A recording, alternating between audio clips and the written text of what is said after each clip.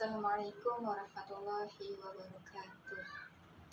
Berjumpa kembali dengan saya Ibu Trinasari Dewi dengan mata pelajaran Pendidikan Agama Islam dan Budi Pekerti. Bagaimana kabarnya anak-anak? Alhamdulillah, semoga anak-anak senantiasa selalu diberi kesehatan oleh Allah Subhanahu wa Ta'ala. Kemudian Ibu akan mengingatkan kembali kepada teman-teman untuk tetap menaati protokol kesehatan, yaitu 5M. Yang pertama, mencuci tangan. Yang kedua, memakai masker. Yang ketiga, menjaga jarak. Yang keempat, menghindari kerumunan. Yang kelima, mengurangi mobilitas. Anak-anak, hari ini kita akan belajar bersama materi yaitu pertumbuhan ilmu pengetahuan pada masa Abbasiyah. Dan dengan mempelajari materi hari ini, Ibu harap yaitu yang pertama, peserta didik mampu memahami pemerintahan Bani Abbasiyah dengan tepat. Yang kedua, peserta didik mampu menjelaskan perkembangan ilmu pengetahuan pada Bani Abbasiyah dengan tepat. Yang ketiga itu memahami perkembangan kebudayaan pada masa Bani Abbasiyah. Dan yang keempat, menampilkan perilaku semangat yang tinggi untuk gemar membaca. Baiklah, sebelum masuk ke materi, marilah kita berdoa sebelum belajar. Berdoa dimulai.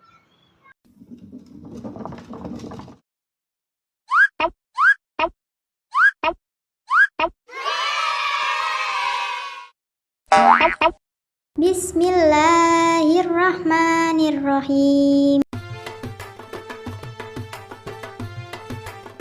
Rabbi zidni ilma warzuqni fahma. Ya Allah, tambahkanlah aku ilmu dan berikanlah aku rizki akan kepahaman. Rabbi zidni ilma warzuqni fahma.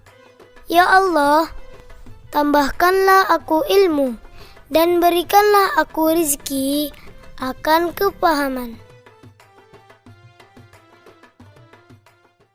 Yang pertama itu ada pemerintahan Bani Abbasiyah. Pendiri Daulah Abbasiyah ini adalah Abdullah bin Sofa bin Muhammad bin Ali bin Abdullah bin Al-Abbas. Pola pemerintahan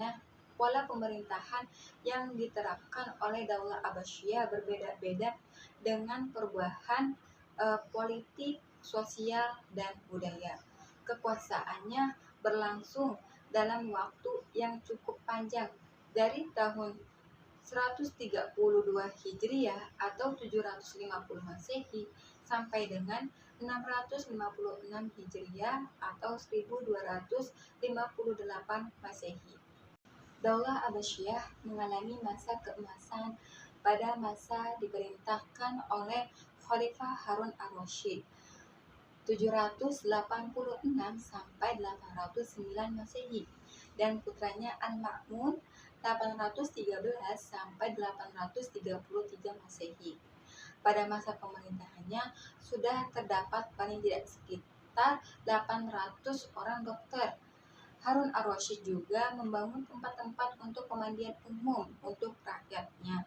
Sungguh pada waktu itu kesejahteraan sosial dan kesehatan menjadi perhatian serius pemerintah. Yang kedua, perkembangan ilmu pengetahuan pada masa Bani Abbasiyah. Pada masa Daulah Abbasiyah merupakan masa keemasan bagi umat Islam. Pada masa itu, umat Islam telah mencapai puncak kemuliaan, baik dalam bidang ekonomi, peradaban, dan kekuasaannya. Selain itu juga, telah berkembang berbagai cabang ilmu pengetahuan, ditambah lagi dengan banyaknya penerjemah buku-buku dari bahasa asing ke dalam bahasa Arab. Fenomena ini kemudian yang melahirkan cendekiawan-cendekiawan besar yang menghasilkan berbagai inovasi baru di berbagai disiplin ilmu pengetahuan. Adapun cendekiawan Islam pada masa Daulah Abbasiyah yaitu Yang pertama, ada bidang ilmu filsafat. Tokoh cendekiawan Islam di bidang ilmu filsafat ini adalah Abu Nasyar Muhammad bin Tarhan yang dikenal dengan Al-Farabi. Kemudian ada Abu Yusuf bin Ishaq yang dikenal dengan Al-Kindi, Ibnu Sina, Al-Ghazali, Ibnu Rus, Ibnu Bajah, dan Ibnu Tufail. Kemudian di bidang ilmu kedokteran, tokoh cendekiawan Islam di bidang kedokteran ini adalah Jabir bin Hayyan yang dikenal sebagai Bapak Ilmu Kimia, Hunayan bin Ishaq yang dikenal sebagai ahli penerjemah buku-buku asing, Ibu Sahal Ar-Razi atau ahli penyakit campak atau cacar, dan yang terakhir itu ada Tobit Ibnu Qura. Nah, kemudian bidang ilmu matematika. Tokoh cendekiawan Islam di bidang ilmu matematika ini adalah Muhammad bin Musa al-Khawarizmi atau penemu huruf nol yang dengan bukunya Algebra, Geometri Ilmu Matematika, Umar bin Farukhan atau bukunya Quadripartitum, Bani Musa atau ilmu mengukur permukaan datar dan bulat. Kemudian ada bidang ilmu falak. Tokoh cendekiawan Islam di bidang ilmu falak ini adalah Abu Masyar al-Falak. Bukunya Isbatul Ulum dan Hayatul Falak. Jabir Batani membuat teropong binatang. Raihan Bairuni bukunya Al-Farul Baghiyah Aini Kholikiyah Isakharojul Autad dan lain-lain. Kemudian ada bidang ilmu astronomi. Tokoh cendekiawan Islam di bidang astronomi adalah Al-Farizi, pencipta astrologi. Kemudian ada Al-Ghotani atau Al-Betagnius. Kemudian ada Al-Farogoni atau Al-Fargenius. Selanjutnya, bidang ilmu astronomi. Tadi kan udah ya.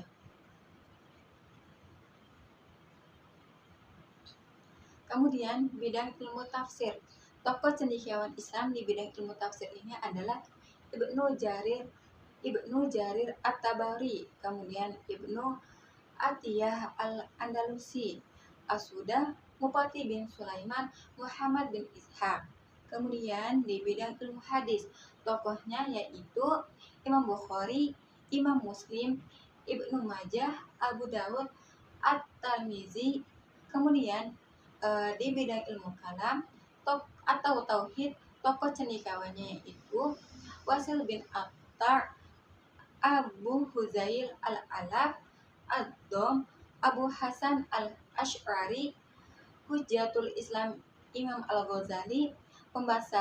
Pembahasan ilmu tauhid semakin luas dibandingkan dengan zaman sebelumnya. Kemudian itu ada bidang ilmu tasawuf, ilmu mendekatkan diri kepada Allah Subhanahu wa Ta'ala. Tokohnya yaitu Al-Quraisy dengan karyanya Arisalatul Quraisyah, Syahabuddin dengan karyanya Awariful Ma'arif, Imam Al-Ghazali dengan karyanya Al-Basut, Al-Wazid, dan lain-lain. Kemudian para imam fuqaha atau ahli fikih. Tokoh cendekiawan Islam para imam fuqaha yaitu Imam Abu Hanifah, Imam Maliki, Imam Syafi'i, Imam Ahmad bin Hambali, dan para imam Syiah.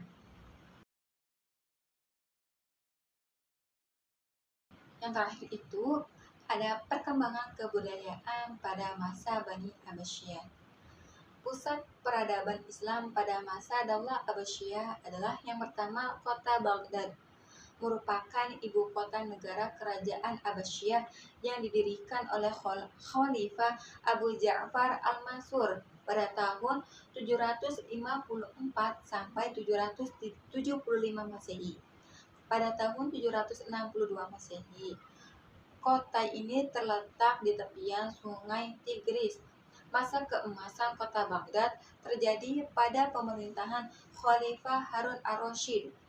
pada tahun 786 sampai 809 Masehi, dan anaknya Al-Ma'mun pada tahun 813 sampai 833 Masehi.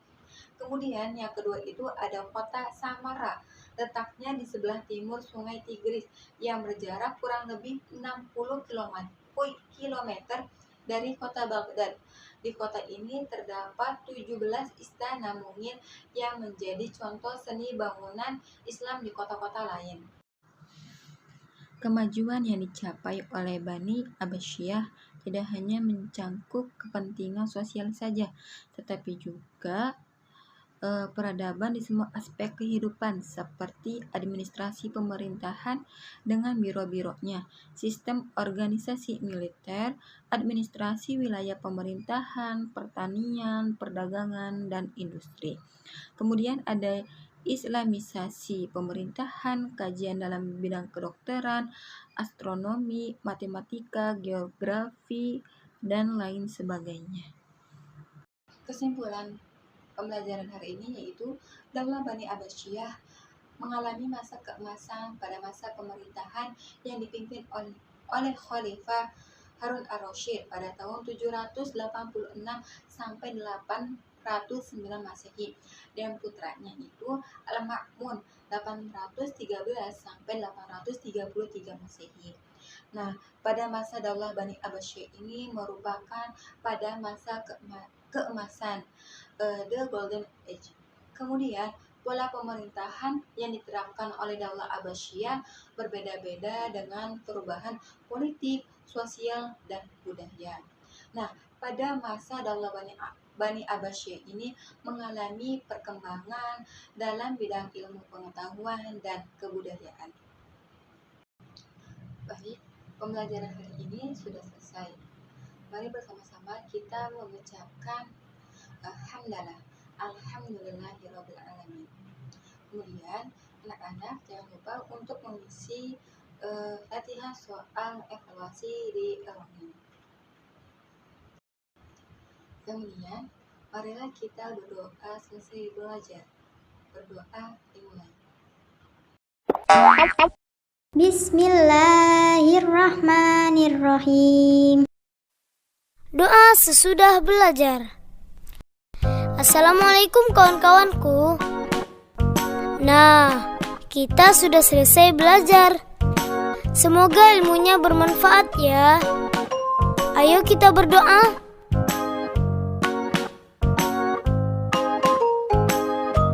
Allahumma inni astaudi'uka ma'allamtanihi fardudhu ilayya inda hajati wala tansanihi ya rabbal alamin. Ya Allah, sesungguhnya aku menitipkan kepada Engkau ilmu-ilmu yang telah Engkau ajarkan kepadaku, dan kembalikanlah kepadaku sewaktu aku butuh kembali, dan janganlah Engkau lupakan aku kepada ilmu itu, wahai Tuhan seru sekalian alam.